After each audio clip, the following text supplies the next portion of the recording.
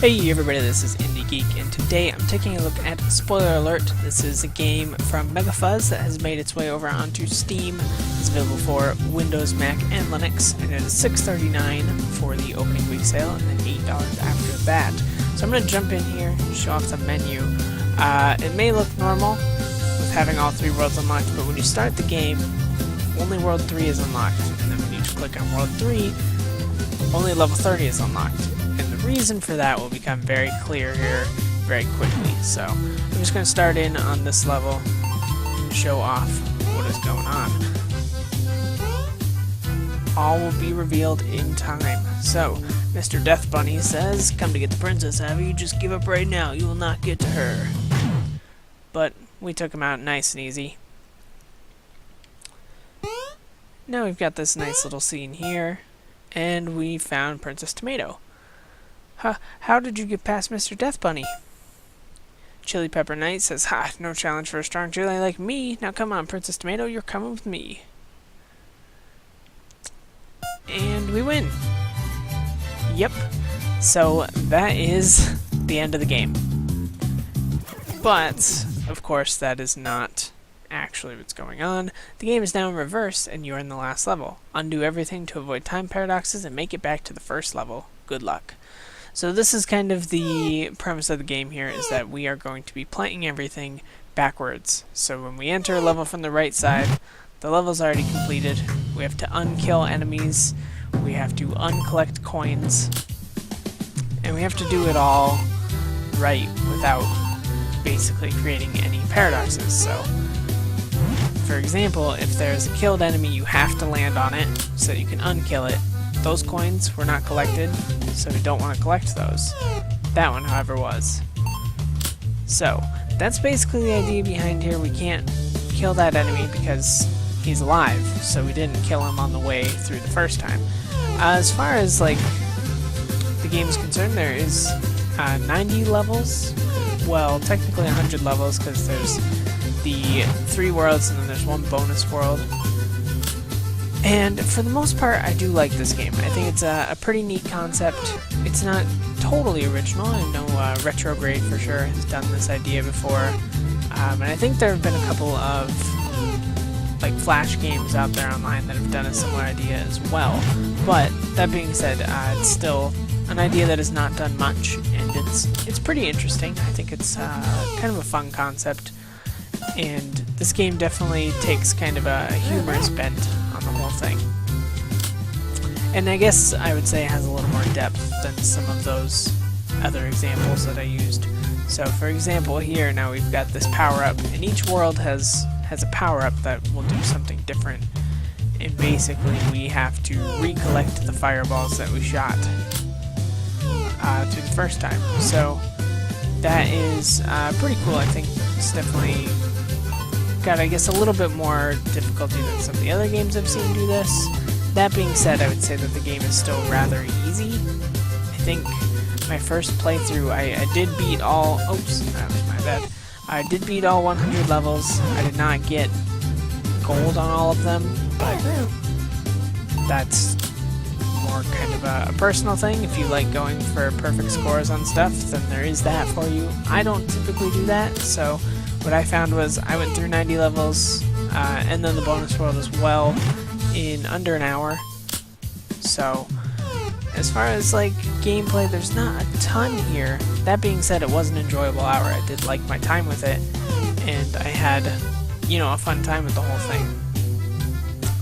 This is actually kind of an unfortunate level, and the reason I say that is because we've got that neat concept of, you know, something that will change our direction. And sadly enough, we only see it, I think, in that one level. And I guess that's kind of something that occurs multiple times in this game, is we've got like this kind of neat item that shows up, or kind of neat concept that'll show up, but it'll only be there for a level. And it just kind of makes me wish that it was maybe more built upon. And I guess since we're on the subject of complaints, not that I want to complain too much about anything, my other complaint is just kind of like the logistics of the whole thing, because, and this is probably just more like me being a little,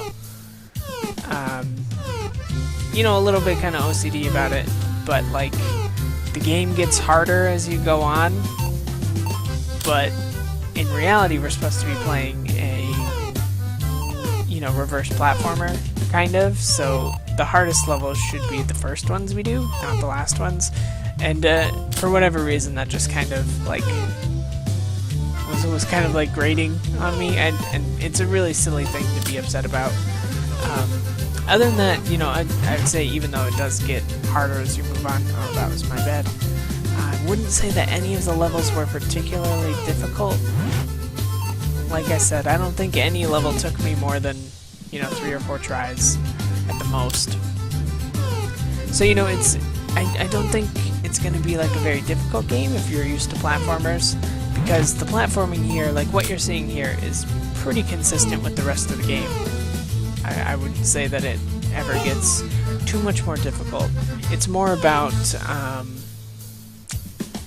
timing, I guess, than anything. Like, as far as actual platforming goes, it never gets super difficult, and I think the reason is because more than just being a platformer, it's also got kind of this runner aspect to it, I guess, because we don't actually get to control the character movement. We only get to jump.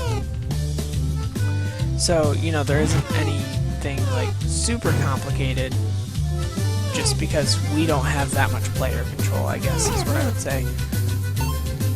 But yeah, so there's World 1 actually, so I guess I improved upon my time quite a bit. Okay, there are custom levels, but when I checked yesterday, yeah, there weren't any, and it looks like there still aren't. I know it's got a level editor. I don't know if people are planning to do some of that or not, but it would be nice, I would think.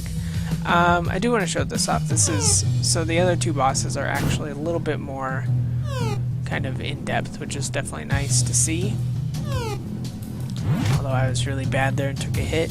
The way these bosses work typically is that you've got 3 hits.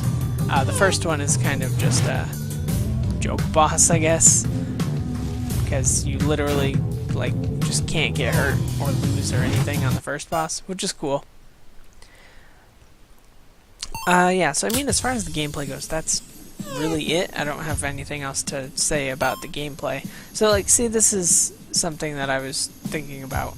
Like that level's a good example, and I'm actually gonna replay it here. Like, what could I possibly do wrong, I guess? Like, yeah, I guess I could not jump and get hit, but at the same time, like, these should be some of the harder levels in the game because it's, you know, a midway point to the game. And it feels like each world kind of starts over fresh, and they're like easy levels again. And I guess, like, as far as like I'm concerned, the pacing doesn't need that. And it actually kind of hurts the pacing, in my opinion, because we, you know, just got decent at dealing with some of this stuff, and now all of a sudden we're doing like really easy, simple platforming again, and it just feels a little, like fractured, I guess I would say, as far as the difficulty is concerned anyways. Other than that, so like I said, that's kind of the gameplay aspects. The art style, I think, is pretty good. It's not necessarily my cup of tea, but it doesn't look bad.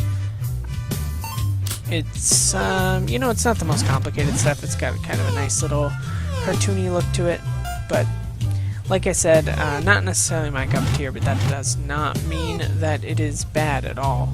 I would imagine that a lot of people probably like the way this looks. The animations look pretty good.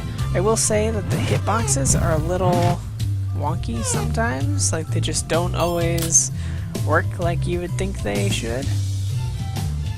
And that was actually kind of a concern as I was playing, was the hitboxes got a little weird sometimes. And then I guess the last aspect, of course, would be the kind of sound design and music. I think the sound effects are fine. They get a little bit annoying. And then the music I found to be not super memorable. Just kind of like there in the background, and I didn't pay a lot of attention to it. There are some weird things with the ice blocks as well sometimes. And I think it just has to do with however they were placed, because sometimes I will go along the ice blocks and like the third or so ice block that I stand on will stop me and I will just like fall, even though I shouldn't. But again, that's probably like a hitbox issue, like I was saying. I would not be surprised at all. You know, so things do get harder here, and then the third world gets a little harder than that, but still, I would say that if you play a lot of platformers, none of this is going to... Yeah, that's what I wanted to show off. That's what I was hoping would happen, honestly. So, and I can repeat that. That'll happen every time. So that's... that, like, third one from the left is placed weird, I guess? Would be my guess. So you actually have to jump over it. And there was another one. So yeah, sometimes that, I mean, that can be like a bit of a concern, I would say. But you know, still, like, these levels are so short and for the most part easy enough that it's not really a concern, because most of these areas you can just jump over the ice anyways, so it didn't really cause me too much grief. I just thought it was a little unfortunate that some of the hitboxes and things were not perfect like that. Alright, that worked, which is good. Ah, I knew it. I should have, should just like jump through this. That's typically how I deal with the ice. Is I just kind of jump, because you have to, because, you know, every once in a while you will have that issue show up like I was showing off. But you know, I honestly don't really have too much else to say. I don't want this to sound like I was just complaining, because I'm not. I do like the game. It's not the best game ever. That's, you know, that's for sure. It's not the best platformer you're going to play this year. That being said, it is a pretty novel idea. It has been done too often before, and I think that it's executed pretty well. Although there are occasionally hiccups like that. Yeah, I think if you are a fan of platformers, though, if you're a flan, well, not if you're a flan, that would be weird. If you're a flan, you should go get that checked out, because what are you doing watching YouTube? But, no, if you're a fan of platformers, if you're a fan of kind of this sort of idea, starting from the end and going forwards, then I would definitely suggest checking it out. And like I said, I will have a link in the description to where you can pick it up if you do want to check it out. But I think that's going to be all for me today. So, as always, feel free to comment if there's anything that you would like to comment or any questions you would like to ask, anything like that. Do feel free to check out the comment section. And feel free to subscribe if you would like to see more from me every single day. And last of all, of course, if you liked the video, then please do consider clicking the like button. But with that, I thank you, as always, for watching, and I will see you next time.